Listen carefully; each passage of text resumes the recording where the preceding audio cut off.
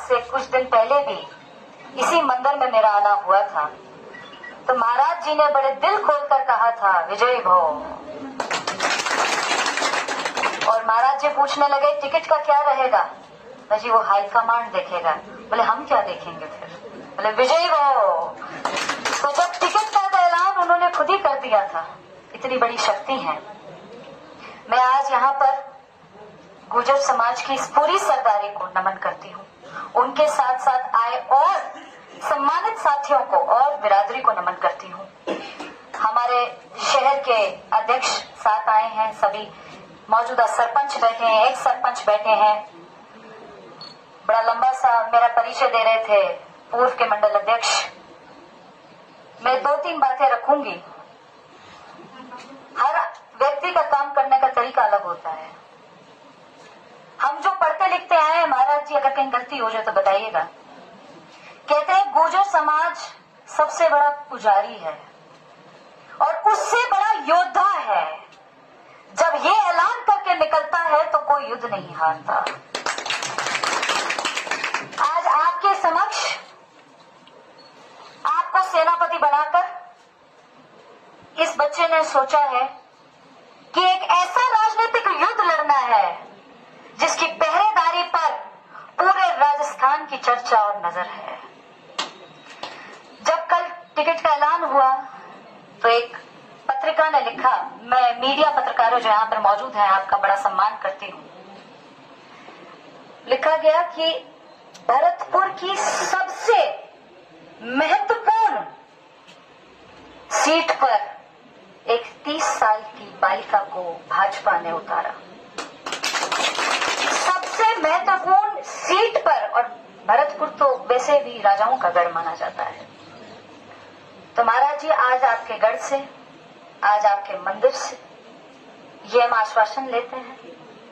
कनवाड़ा को तो पिछली बार भी कर बता दिया गया था कि राजधानी माना जाता है और आपके केंद्र स्थल को हेडक्वार्टर माना जाता है।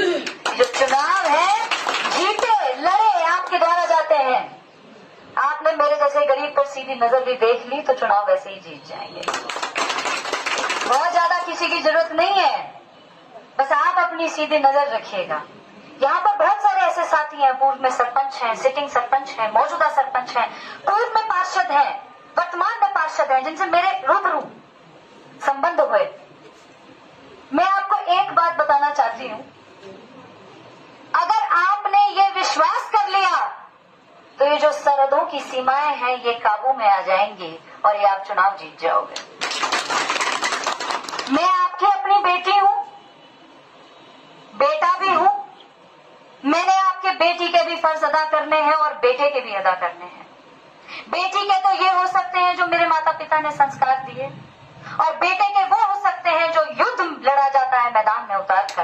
अपने पिता का, अपने पूरे समाज का, अपने पूरे 36 बिरादरी का जब सिर ऊंचा किया जाता है वो बेटे का काम होता है। मेरे समाज, मेरे कंधों पर तो वो दोनों काम है।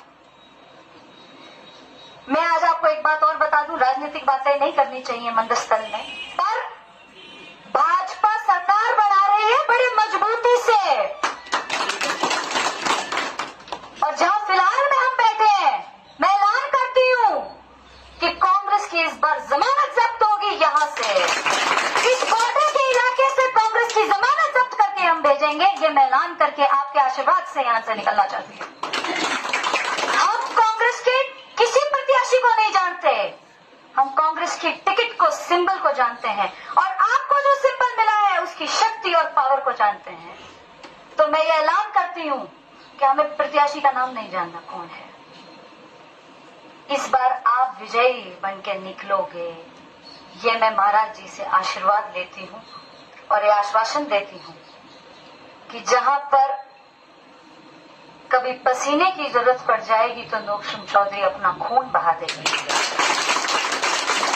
चुनाव तो लड़ने और जीतने लड़े जाते हैं, चुनावों के समीकरण एक रात में बदल जाते हैं। कतल की रात आती है, अगले दिन चुनावों के समीकरण बदल जाते हैं, पर असली लीडर वही है, असली समाज का वक्ता वही है जो अपने समाज में रह के काम करता है। चुनाव तो मैंने 26 साल की उम्र में भी लड़ लिया था। उस टाइम देश में सबसे कम उम्र में हर पार्टी में चुनाव लड़ा था मैंने। तब भी माननीय प्रधानमंत्री जी के आश्वासन से चुनाव लड़ा था। आज मेरी 30 साल की उम्र है, तो मैं 3.5-4 साल के अंदर में मुझे दूसरा मौका पार्टी ने दिया। राष्ट्र की सबसे बड़ी पार्टी, विश्व की सबसे बड़ी पार्टी ने एक उदाहरण बना दिया कि 3.5-4 साल के पूर्व में भी एक कोई प्रत्याशी को दोबारा दूसरे जगह से उतारा जा सकता है। ये एक पार्टी ने विश्वास जताया है, जिसका मैं बहुत बहुत धन्यवाद करती हूँ। आप सभी समाज के सभी सम्मानित साथी से नमन करती हूँ।